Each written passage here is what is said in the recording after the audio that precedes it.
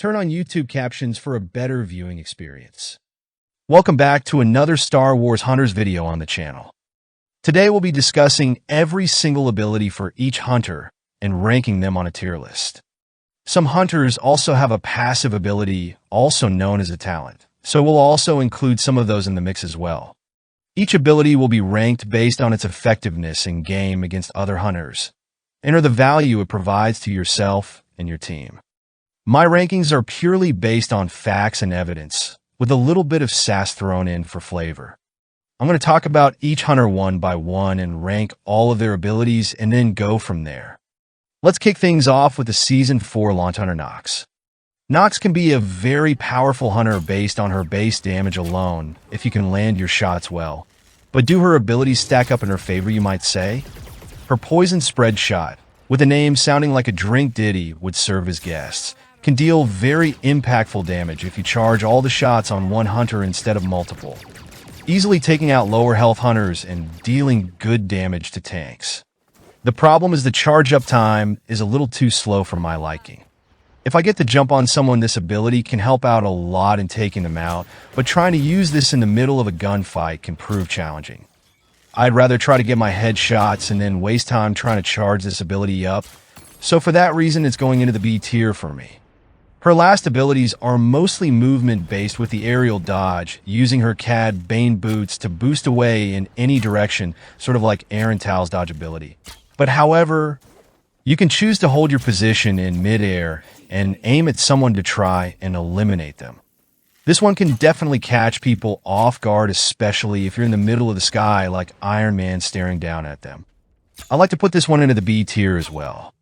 Her last ability to go over is the jump boost. This is basically just a double jump to avoid some shots or to get to certain vantage points easier. Nothing special, honestly, but is a unique ability to Nox for her playstyle. I have to put the jump boost into the C tier. Our next hunter we get to go over is my favorite. You want to know why they're my favorite? Because they're overpowered. You want to know why they're overpowered? Well, let's go over her abilities and find out. You want to know how I got these scars? Men's pickup basketball on Sundays. The Bush has some of the most broken abilities in the game, and I'm sure you can guess which ones. Let me just read out the description of her overload ability. 60% speed boost, an extra 125 fortification armor, increased fire rate of 25%, and an increased reload speed of 30%. What the actual hell is going on here?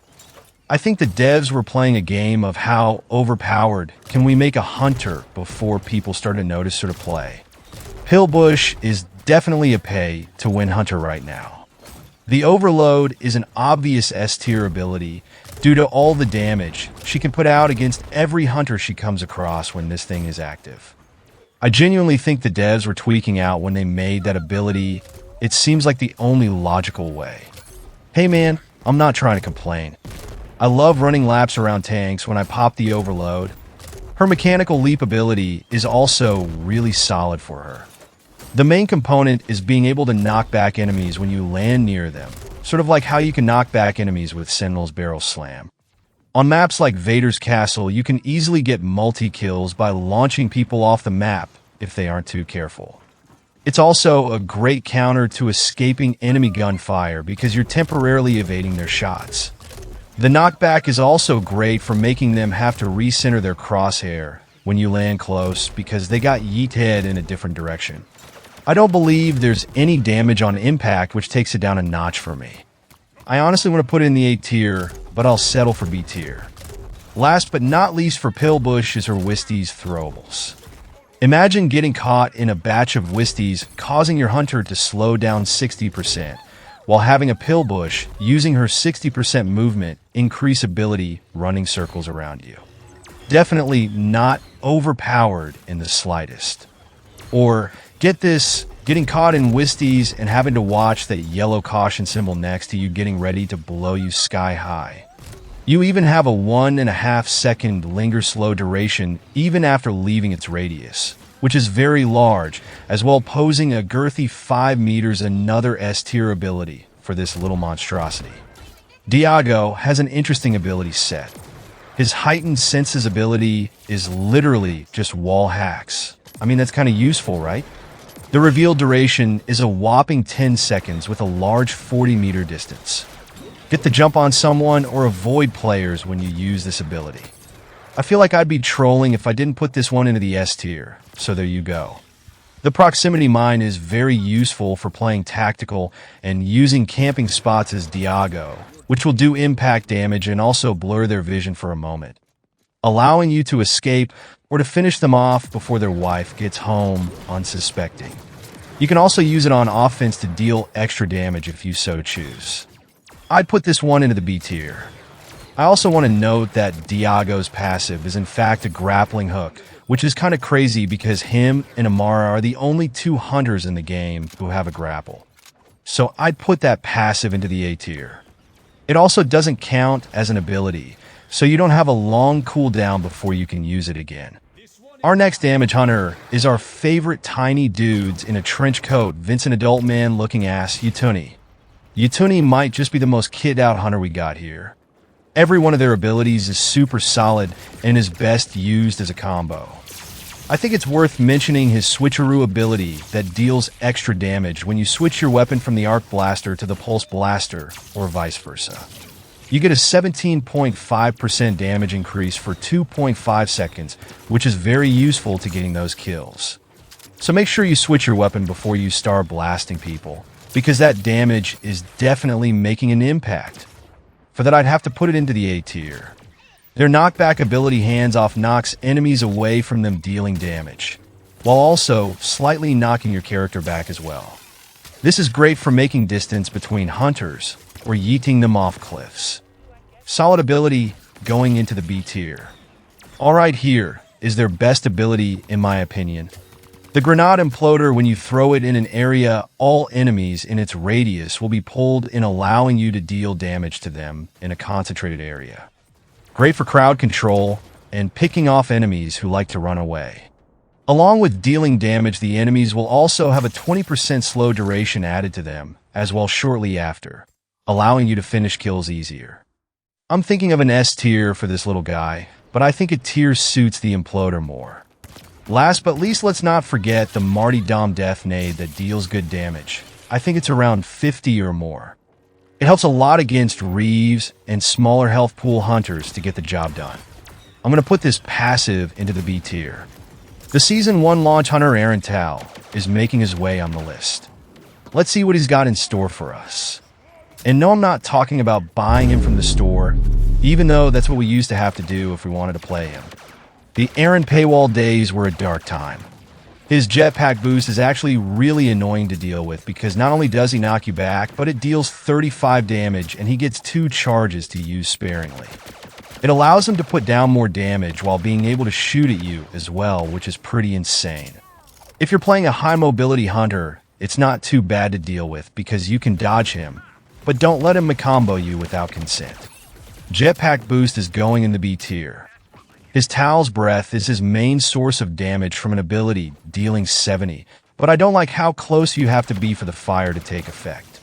It's no means a bad ability, just not too reliable if you don't know what you're doing with him. I'm going to put this one in B tier, however, because you do get a damage increase if your blasters are overheating, so make sure to use the ability when your weapons need to reload. Lastly, his Air Assault ability allows him to Hulk smash down on players from the top ropes. You can fire your pistols in mid-air, but it's pretty tricky to do so, especially when everyone is moving around you. The damage itself on landing isn't too great either, about 30 points, and there is a brief charge-up time. It's a good mobility ability and also a combo starter if you get the jump on someone. Air Assault is going into the C tier. Imara Vex, the hunter that gets buffed every season, but still isn't that viable as a hunter. What a shame. Maybe it's because of her abilities or lack thereof.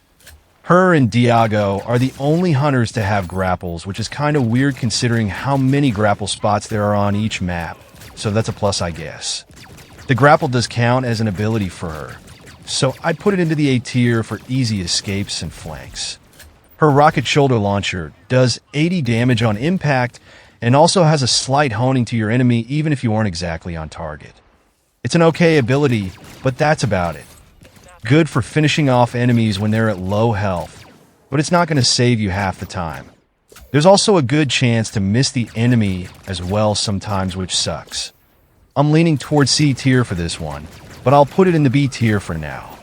Imara has a passive that allows her to reveal weak enemies, and I don't think I've ever found that useful, so that passive is going into the C tier. Imara definitely needs a buff to her abilities, and possibly a new one to balance her out some more. Speaking about hunters who need more abilities, J, 3DI everybody. The only thing going for little guy is his foe pull to bring in enemies to deal damage, but most hunters can easily escape him if you get caught. You can also jump around and dodge that ability, making him vulnerable to attacks as well. I think it'd be funny if he could grapple with his arm as well, which I don't see why not. Honestly, it's a great concept and suits his character well, but I think it's a C tier ability.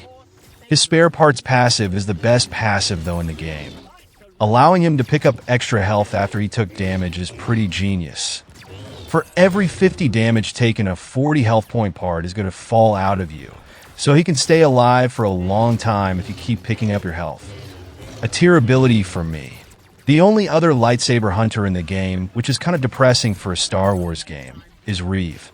Her Ruthless Pursuit ability allows her to dash forward while dealing damage to hunters in her radius, making traversal and dealing extra damage easier. Dealing 75 damage on impact is very good, making me want to put this one into the A tier because of how consistent it is. Now her lightsaber throw used to be pretty good until they nerfed it. Even though the nerf was only -5 hit points on each collision, that made it so you can't kill Skoras or another Rieve if you connect the throw and return. It's already hard enough to land the throw and a possible return on hunters, so I felt this buff wasn't warranted at all. Rieve has been one of the most balanced hunters in the game so far in my opinion. I hate to do it, but the lightsaber throw is heading down to the B tier. Her last ability is another mobility ability. Possibilities are endless. The Vicious Leap is basically Aran Tal's air assault, but deals even less damage. It's good to getting to second floors on maps like Death Star Crossfire, but I don't find myself using this ability too often other than that. I'm going to chuck this one into the C tier. Now we made it to the healers of the game, starting with the fan favorite Skora. Skora has been the best healer in the game since global launch, and is arguably still the best right now. Her abilities are a big part of why that's the case, of course. Her Adrenal Boost Stim Shot gives her a 90% movement speed increase for 1.5 seconds, and she gets 2 of those to use at a time, making it so she can easily escape an encounter to heal up or move to an objective quickly.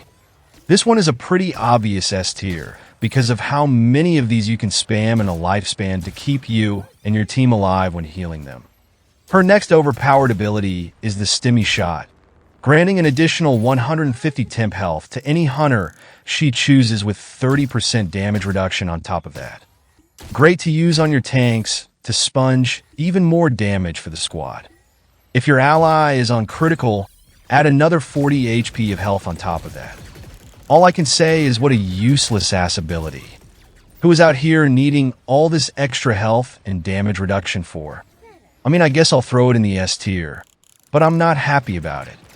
And finally, her self-heal over time when you're out of combat does 20 healing per 2 seconds out of combat, which isn't a lot even though her health pool is small. It's nice she doesn't have to grab the heals around the map all the time, but it's going to take some time to heal herself all the way back up. I feel comfortable with a C tier on this one. I was dreading this point of the video, but I guess we got to talk about Butthole Sprocket now. His first targeting drone allows you to target an enemy, so that they will take an additional plus 30% damage from all incoming damage, and will be slowed by 20% for a 4.5 second duration time. If you're running a squad and are able to coordinate this drone to take out certain hunters, that's pretty useful. The problem is that in most games, not everyone is targeting one hunter at a time, which makes it difficult. Still a really solid ability for our B tier category. This guy must have a drone fetish or something, because little guy also has a medical drone to grant your allies 50 healing per second for an 8-second duration, making the total health pool of the droid 450 health points.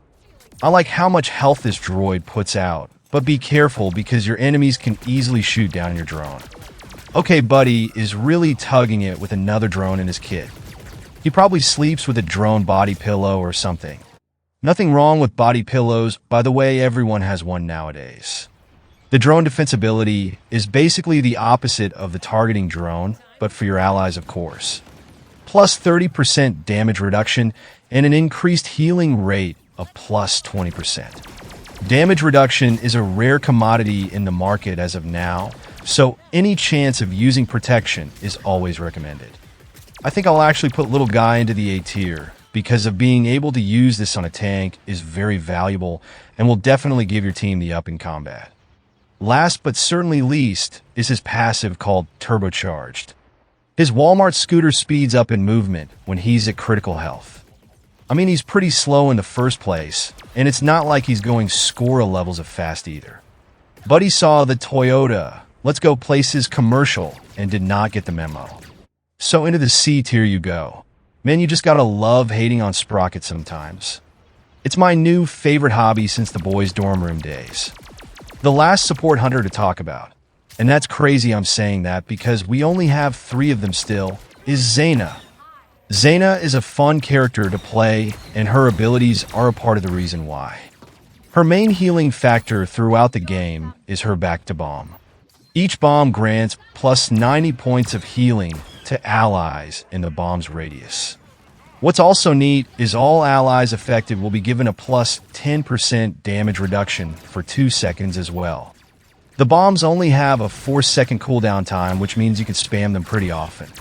The only downside I'd say to the bomb is the radius not being too big for your allies to get healed in, meaning you have to group up together if you want all your allies to get healed at once. It would also be great if the bomb can be throwable if your ally is at a distance, instead of having to charge in to save them. The back-to-bomb is going to the B tier. Zaina also has a dodge roll ability, which makes escaping much easier, and also dodging enemy abilities. What's also unique about the bread roll is that Zaina gains an increased damage percentage of 15% for 2 seconds after each roll, so hitting those critical shots will add up a lot. I'm feeling an A tier for the roll because of how annoying it is to hit a Zaina jumping and dodging all over the place, and on top of that her blaster dealing more damage to me as well. Her combat medic passive grants a 15% increased healing percentage to critically low enemies, so make sure to take advantage of that buff. Unfortunately, I don't find this too helpful, as it can be situational, and the back-to-bomb doesn't do too much healing on its own, so we'll have this one take the walk of shame to the C tier. Almost as bad as the walk home back to the limo on the Bachelorette. You just hate to see it. We finally made our way to the tanks of the game. Not like many people are playing tanks anyway, so we'll just speed run this section of the video. If you haven't done so already, drop a like on this video and comment your favorite ability in Star Wars Hunters. My favorite ability is obviously one of the most broken ones in the game, Charr's regenerative health ability. Pop this thing to become an invincible force of nature, taking all incoming damage you receive and convert it into healing for yourself to enjoy. Star Wars Hunters, the only game where shooting someone actually helps them more than hurts them. Seriously though, please nerf that thing. S tier, and let's keep it pushing. His next ability, the Snare Trap, encloses an enemy who walks on top of it, making them paralyzed for a brief time. The trap itself is pretty big when you place it down, so it's not that hard to see the trap and take it out. The trapped enemies do take an additional 10% damage when tangled up in there, so that's cool, I guess. Not a huge fan of this thing, and the cooldown being 14 seconds doesn't help too much. I'm going to put the trap in C tier. And no, there's nothing wrong with liking traps. If you're into that kind of stuff, it's completely normal nowadays. His laser tether is another trap-like ability. Great for dragging healers away and taking them out, or getting a tank off an objective for a brief time. Similar to the snare trap, you will be enjoying a plus 20% increased damage against tethered enemies, so make sure your shots count when you have them tied on a leash. Also, another activity that you shouldn't be ashamed of enjoying. Completely normal in this day and age. B tier for the tether. Charr's passive the dig and allows him to receive less knockback by other enemies like a Utooni or Sentinel when they use their knockback abilities on you. I'll put his talent into the B tier category as it can be useful on the maps with the knockback void you can fall into. Up next is Chewbacca. His Stampede ability is honestly his biggest crutch to get kills. Run like a linebacker and try to sack your opponent. What's cool is that you get an extra 75 hit points worth of damage if you can smack them into a wall. Solid B tier ability in my personalized opinion. Chewbacca's War Cry is arguably one of the best abilities in the game. When he pops this, an extra 220 points of healing will be given to him along with 50% damage reduction on top of that. Insane stuff right there. Chewbacca is the definition of meat shield with this ability. Pisses me off just thinking about it. His last ability is called Upheaval, which kind of sounds like a movie the Brad Pitts would star in. Very useful insight, I know. The damage for this ability deals 30 on the first wave and an extra 60 damage if you can get them on the final segment, which will also launch them towards Chewie for him to punch in the face. I'm feeling a C tier on that one chief, doesn't really do it for me. Also, I find it surprising they added Chewbacca to the game, but not Han Solo. Maybe someday. On to Chewbacca's biggest op, our girl Chaos. Starting out with her Bulwark Shield. This is an interesting ability because even though Chaos is mainly a melee hunter, she gets a burst pistol when she's using the shield to shoot at her enemies.